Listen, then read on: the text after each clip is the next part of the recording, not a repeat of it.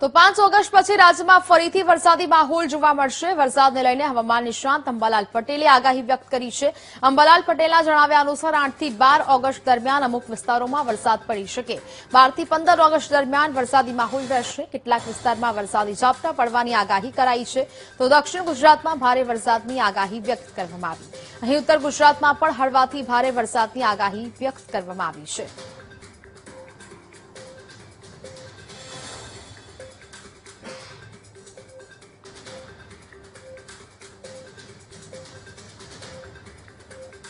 દ્વારકા પોરબંદરના ભાગોમાં વરસાદ થવા મળતો, જામનગરના ભાગોમાં હળવા ભારે વરસાદ થવામાં હશે। પરંતુ હવે આશ્લેષા નક્ષત્રમાં જોવા જઈએ તો આશ્લેષા નક્ષત્રમાં વરસાદ થવાની શક્યતા રહેશે। ઉત્તર ગુજરાતના ભાગોમાં હળવાથી માંડીને 4 ઇંચ જેવો વરસાદ થવાની શક્યતા રહેશે। મધ્ય ગુજરાતના ભાગોમાં પણ હળવાથી માંડીને 4 ઇંચ જેવો વરસાદ થવાની શક્યતા રહેશે। સૌરાષ્ટ્રના ભીલ ભાગમાં પણ વરસાદ થવાની શક્યતા રહેશે। દક્ષિણ ગુજરાતના ભાગમાં ભારે વરસાદ ઝાપટા પડવાની શક્યતા રહેશે। તાપી નદીનું જળસ્તર વધવાની શક્યતા રહેશે। મધ્યપ્રદેશના ભારે વરસાદથી નર્મદાનું જળસ્તર વધવાની શક્યતા રહેશે। નર્મદા બંધમાં પાણીની આવક સારી આવવાની શક્યતા રહેશે।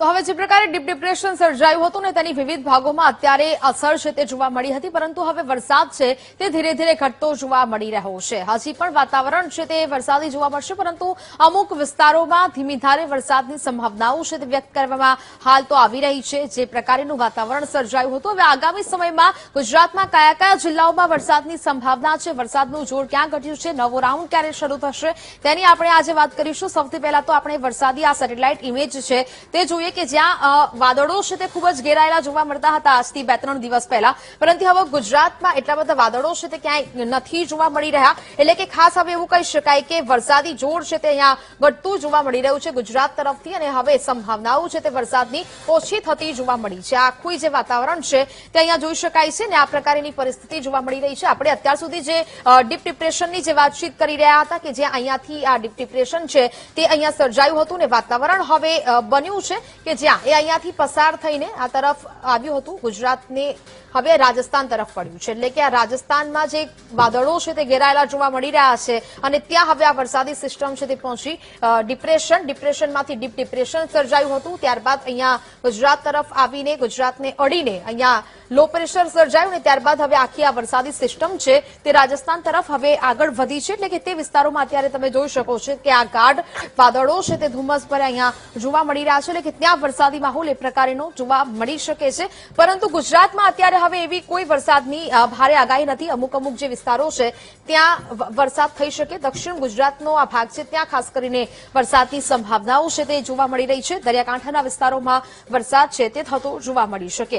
હવે હવામાન વિભાગ અહીંયા શું કહી રહ્યું છે તો જોઈએ તો જે પ્રકારની સિસ્ટમ સર્જાઈ હતી, હજી પણ 8 ઓગસ્ટ સુધી વરસાદી વાતાવરણ છે તે થતું જોવા મળી શકે। 8 તારીખ સુધી વરસાદી સંભાવનાઓ છે તે ખાસ કરીને અહીંયા જોવા મળી રહી છે।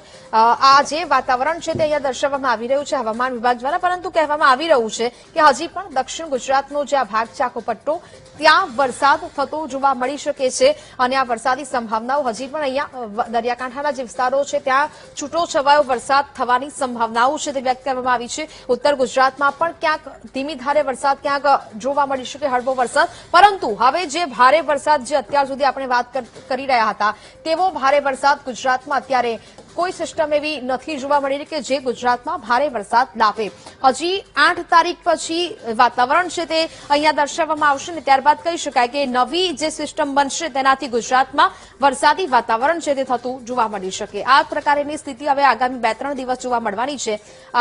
દક્ષિણ ગુજરાત તરફના જે ભાગો છે ત્યાં અહીંયા વરસાદી સંભાવનાઓ છે તે જોવા મળી રહી છે, બાકી ધીમી ધારે આખા ગુજરાતમાં વરસાદનું વાતાવરણ છે તે થતું જોવા મળી શકે। અને ખાસ કરીને આ પરિસ્થિતિ જે અત્યારે ગુજરાતમાં ભારે વરસાદ થયો હતો તેવો વરસાદ અત્યારે હવે આગામી 8 તારીખ સુધી નહીં જોવા મળે। હવે વાતાવરણની આજની વાત કરી લે તો હજી પણ ક્યાંક આ હળવાથી મધ્યમ વરસાદની કેટલાક સ્થળો પર જોવા મળી શકે। મહીસાગર, પંચમહાલ, દાહોદ, વડોદરા, છોટાઉદેપુર, ભરૂચ, નર્મદા, તાપી, સુરત, નવસારી, ડાંગ, દમણ, વલસાડ અને દાદરાનગર હવેલી આખો જે ભાગ છે ત્યાં હજી પણ વરસાદની સંભાવનાઓ છે તે વ્યક્ત કરવામાં આવી રહી છે। છૂટાછવાયા વિસ્તારોમાં ભારે વરસાદ ક્યાંક પડી શકે છે। દક્ષિણ ગુજરાતના ભાગો સાથે સાથે આ દરિયાકાંઠાનો વિસ્તાર છે ત્યાં પણ છૂટો છવાયો અને મધ્યમ વરસાદ છે તે જોવા મળી શકે ને આ બાજુ કચ્છ ઉત્તર ગુજરાતના કેટલાક ભાગો છે ત્યાં વરસાદ નહીવત પણ જોવા મળી શકે તેવી સંભાવનાઓ છે તે વ્યક્ત કરવામાં આવી છે। હવે આગામી 8 તારીખ સુધી આ પ્રકારની જે સંભાવનાઓ છે તે વ્યક્ત કરવામાં આવી છે। આવતીકાલે પણ એ જ સ્થિતિ જોવા મળી રહી છે કે ક્યાં દક્ષિણ ગુજરાતના જે ભાગો છે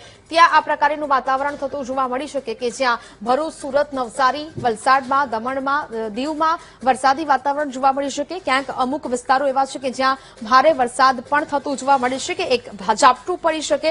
પરંતુ હવે આખો જે ઉત્તર ગુજરાતનો જે વિસ્તાર છે કે જ્યાં અત્યારે આપણે ધોધમાર વરસાદ જોયો હતો અને હવે એ વરસાદનું જોર થોડું ઘટી ગયું છે। આગામી 8 તારીખ સુધી ધીમી ધારે અથવા તો છૂટાછવાયા વિસ્તારોમાં ક્યાંક વરસાદ થાય તે પ્રકારનું વાતાવરણ હાલ તો જોવા મળી રહ્યું છે। આ જ પ્રકારે હવે વડોદરા સહિતના મધ્ય ગુજરાતનો જે આખો ભાગ છે ત્યાં પણ ધીમી ધારે વરસાદ અમુક વિસ્તારોમાં વરસાદી ઝાપટા પડી શકે તે પ્રકારની સંભાવનાઓ છે તે હવામાન વિભાગ દ્વારા વ્યક્ત કરવામાં આવી છે। એટલે કે આગામી સમયમાં હવે 8 તારીખ સુધી આ પ્રકારનું વાતાવરણ છે અને ત્યારબાદ હવે નવો રાઉન્ડ છે તે શરૂ થશે। બંગાળની ખાડીમાં કોઈ પ્રકારની સિસ્ટમ બને છે તો પછી વરસાદી વાતાવરણ બનશે ને ત્યારબાદ ગુજરાત તરફ જો એ સિસ્ટમ આવતી હશે તો તેનો ભારે વરસાદની સંભાવનાઓ છે તે હવે હવામાન વિભાગ દ્વારા વ્યક્ત કરવામાં આવી છે।